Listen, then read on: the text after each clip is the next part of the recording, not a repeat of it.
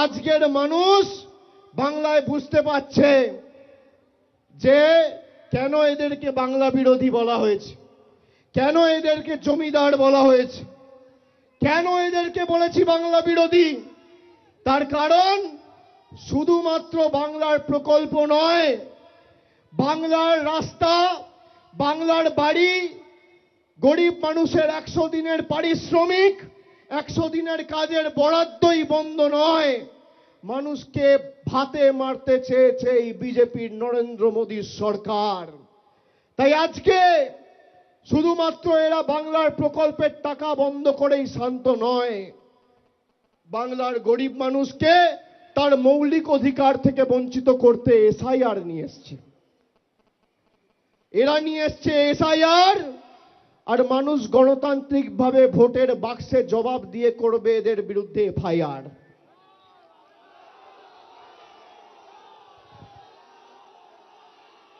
বিশুদ্ধ লোহা দেখেছেন, সেই লোহাতে যত আপনি মারবেন, যত আঘাত করবেন, লোহার উপর যত প্রহার করবেন, যত পোড়াবেন, যত তাতাবেন, সেই লোহা তত শক্তিশালী হয়।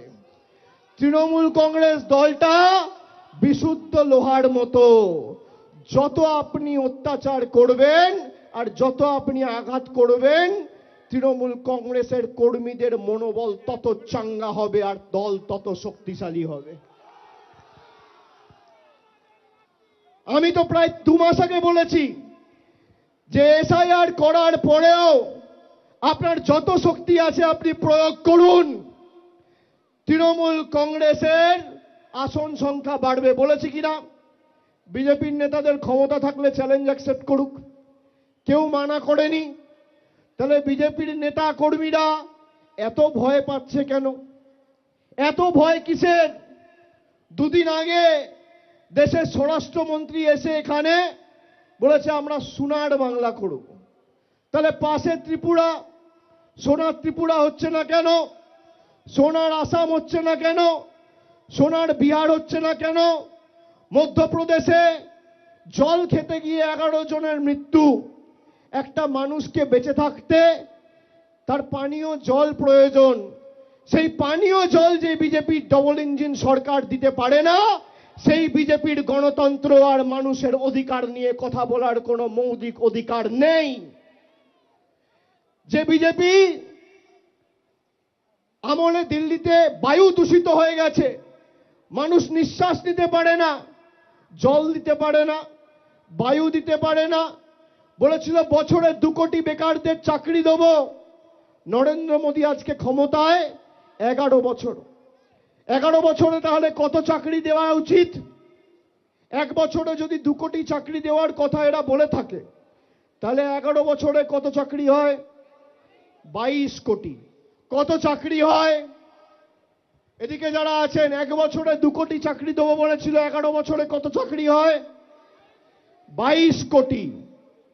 ভারতবর্ষে কটা বিধানসভা আছে?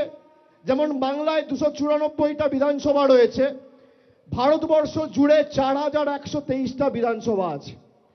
এই 4123টা বিধানসভার মধ্যে আমি বাংলার কথা ছেড়ে দিলাম, যদি গুজরাট বা উত্তরপ্রদেশের একটা বিধানসভায় নরেন্দ্র মোদী সরকার দেখাতে পারে 22 কোটি চাকরি আর 4123টা বিধানসভা, আপনি যদি ভাগ করেন তাহলে প্রত্যেক বিধানসভায় 53,000 চাকরি দেওয়ার কথা। নরেন্দ্র মোদী সরকার যদি প্রমাণ করে একটা বিধানসভায় 50,000 ছেড়ে দিলাম, 5,000 চাকরি দিয়েছে, আমি রাজনীতির আঙিনায় পা রাখবো না, আজ থেকে রাজনীতি ছেড়ে দেবো, এত বড় কথা বলে দিয়ে গেলাম। দেখাতে পারবেন? মিথ্যে কথা, মিথ্যে প্রতিশ্রুতি, মিথ্যে জুমলা, আমাদের অপমানিত করা, আমাদের কৃষ্টি সংস্কৃতিকে বাংলাদেশি বলে দাগিয়ে দেওয়া, এরপর বিজেপির কাছে আমাদের গণতন্ত্রের উবাচ নিতে হবে। এবিপি আনন্দ, এগিয়ে থাকে, এগিয়ে রাখে।